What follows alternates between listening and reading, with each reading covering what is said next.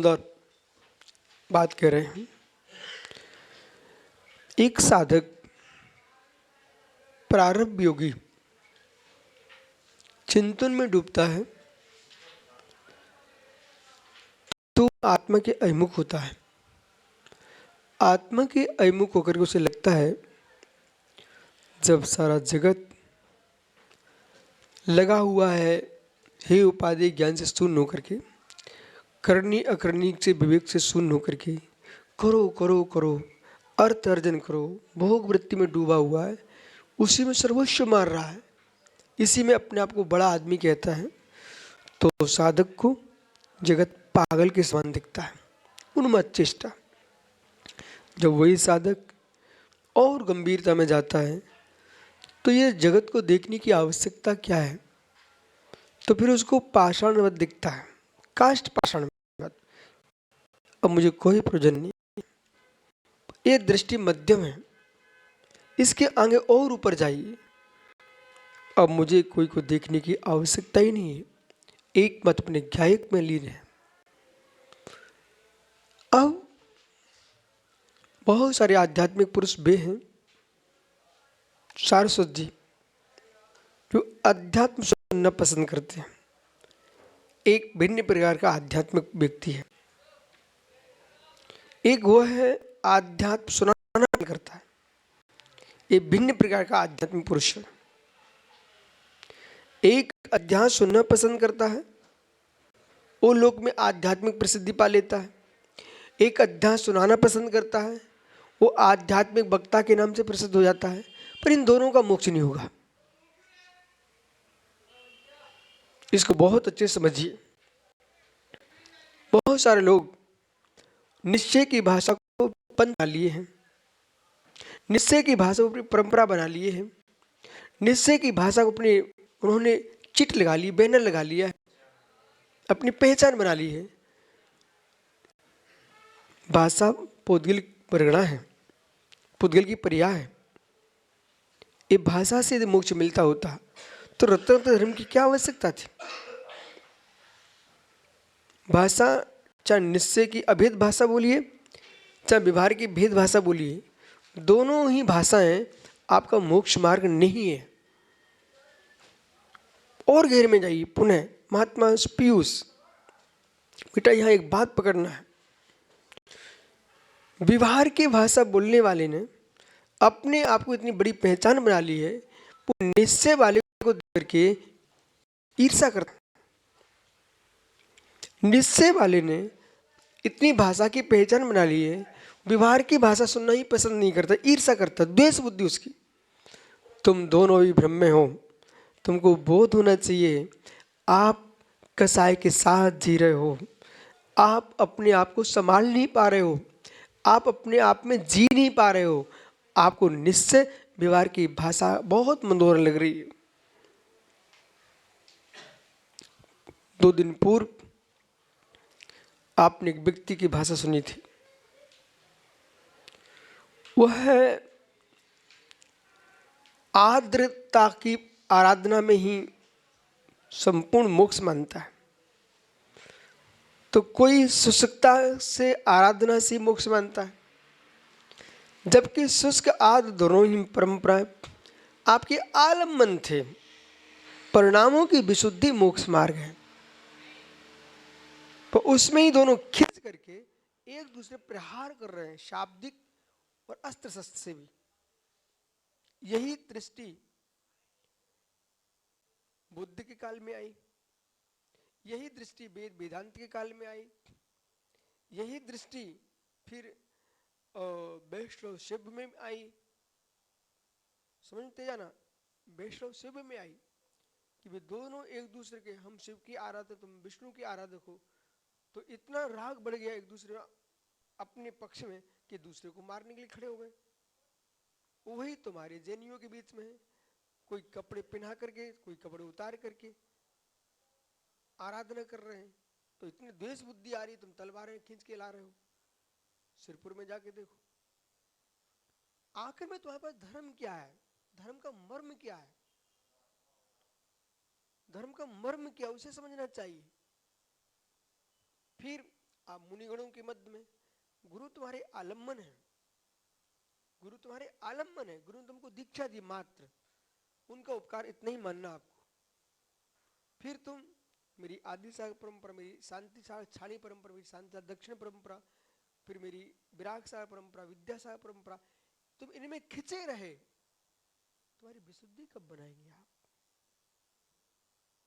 विश्रावक धन्य है।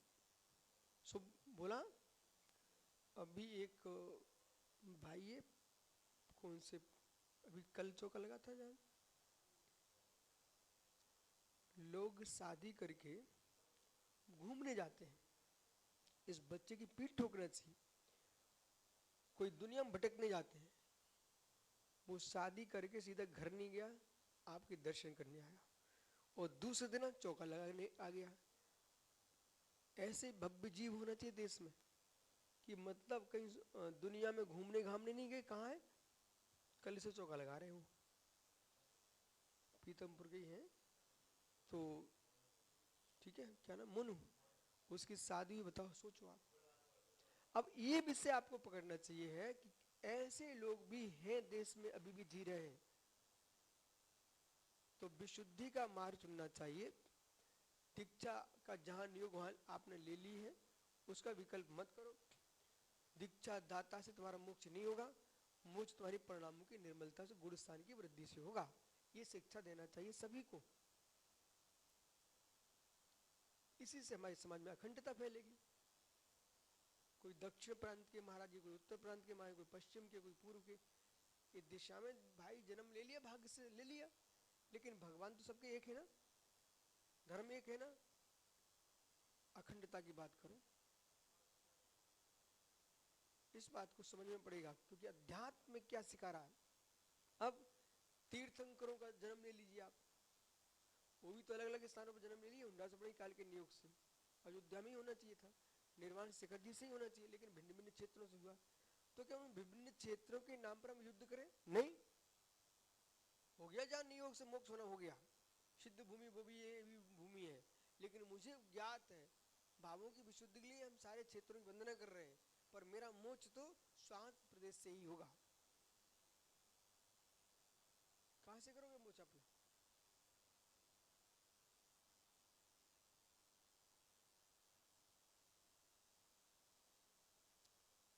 आपका मोक्ष कहां से होगा? और मोक्ष करने का विकल्प तुमको आया ही क्यों? आप तो आत्मा अनुभूति का वेदन करो, और ध्यान का तापमान तीव्र होगा तो कर्म भस्म होकर अपने आप चले जाएंगे। उस पर ध्यान पर प्रयास चल नहीं रहा, मोक्ष पर प्रयास चल रहा है, कभी मोक्ष नहीं मिलेगा तुमको।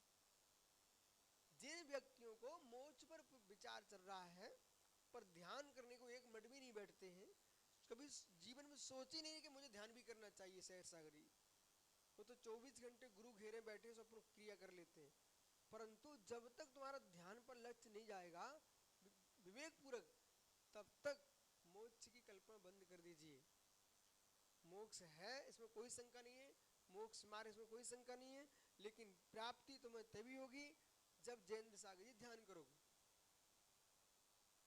इस युवावस्था में ध्यान नहीं कर पाए तो वृद्ध अवस्था में कल्पना करो मत।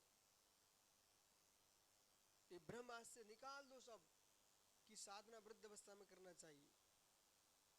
युवा अवस्था में जो साधना करता है वो वृद्ध अवस्था में भी करता रहेगा, इसमें कोई शंका नहीं है।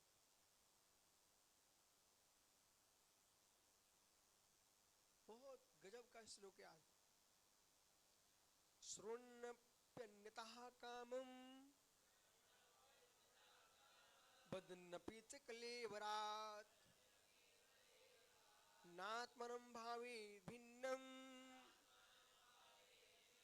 यावत् तावन्न मोक्ष भाग।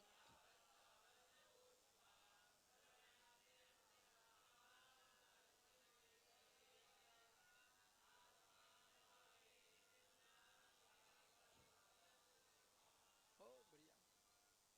देखो महात्माओं, आप सब के आगे एक संज्ञा जुड़ी हुई है। वे धूलिया वाले से पूछो क्यों आए? श्री गुरु। पूछो क्यों आए आप यहाँ पर? श्री गुरु की वंदना के लिए आए। आप मुनियों के सामने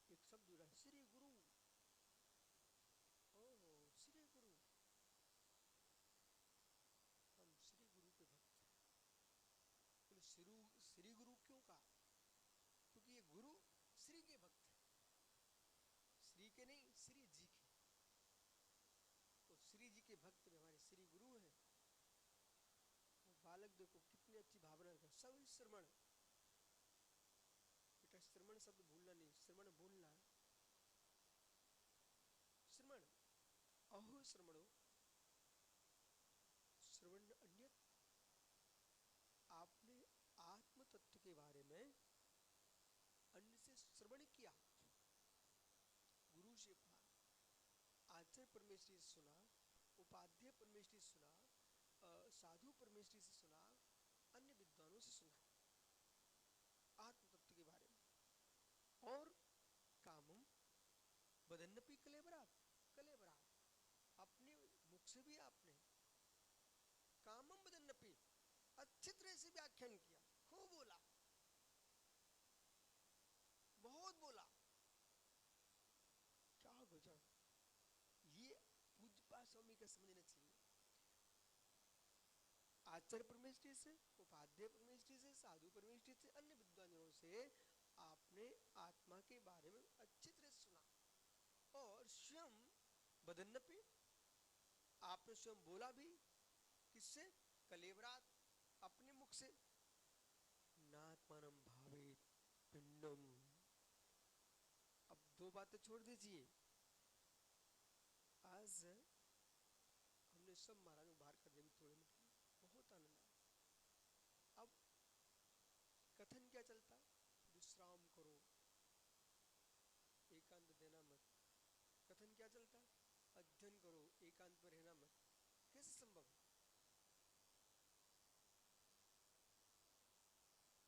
जो कार्य आप भीड़ में 50 घंटे में कर पाओगे, एकांत में तुम 5 मिनट में कर लो।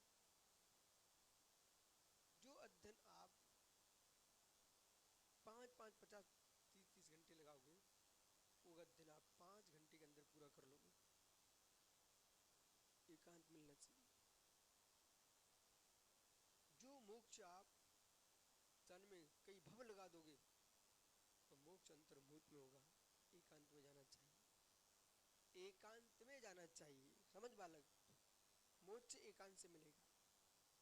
आराधना मोक्ष मार्ग अनेकांत से होगा। एकांत, एक अंत, एक अंत निज आत्मा के धर्म में लीन हो जाइए, उससे तुमको मोक्ष मिलेगा। इसलिए उन सबको अपना भ्रम निकाल देना चाहिए और चिंतन करना चाहिए। अभी आपको आध्यात्मिक वक्तत्व कला प्रकट हुई है, अभी आपको आध्यात्मिक सुनने की आकांक्षा उत्पन्न हुई है, अभी आप आध्यात्मिक पुरुष नहीं बन पाए हो। आध्यात्मिक पुरुष वो होगा पीयूष ना आत्मनम भावित भिन्नम, जब तक अपनी आत्मा को पर द्रव्यों से भिन्न नहीं भाएगा। यहाँ चर्चा को कोई स्थान नहीं है।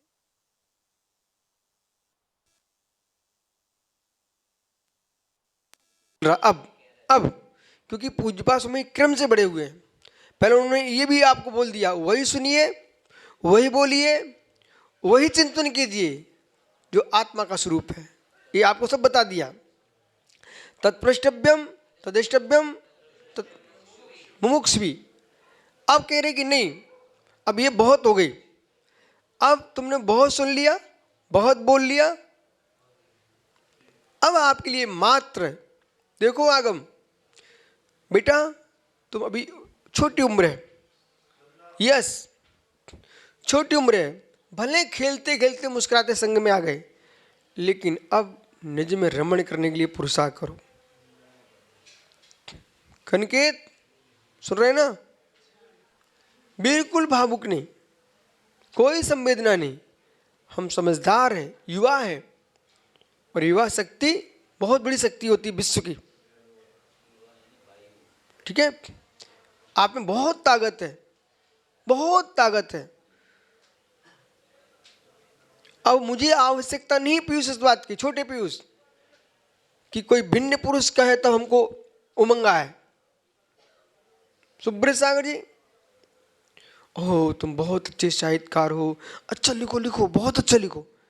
एक काम करना चाहिए, अब ये जरूरत नहीं बची। अब बच्चे को गोली बिस्किट दे करके स्कूल तब भेजा जाता जब उसको समझ नहीं होती। जब समझ आ जाती ना तो बच्चे से पिताजी कहते बेटा काम कर लो, तो उसको कहता पिताजी कर लूंगा लेकिन हमको स्कूल का काम करना है।